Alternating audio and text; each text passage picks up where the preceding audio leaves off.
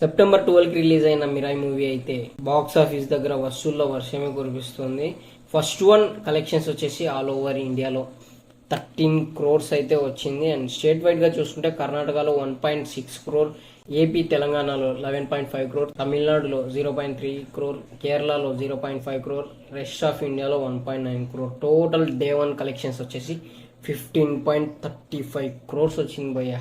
Day two వచ్చేసి 15 crores, హిందీలో 3 crores, తెలుగులో 11.75, తమిళ్లో 0.15, కర్ణాటకలో 0.7, మలయాళంలో 0.3. సో మొత్తానికి డే 2కి వచ్చేసి 15 crores అయితే కలెక్ట్ చేసింది. అండ్ డే 3లో ఇంకా పర్టికులర్గా ఇవ్వలేదు, బట్ ఇప్పటికి మాత్రం 13.47 crores అయితే వచ్చింది.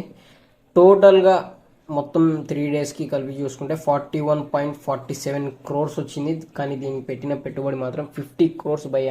ఇంకా 9 crores రావాల్సి ఉంటుంది. 9 crores వచ్చాక వచ్చిన ప్రతిదీ లాభమే డిస్ట్రిబ్యూటర్స్కి.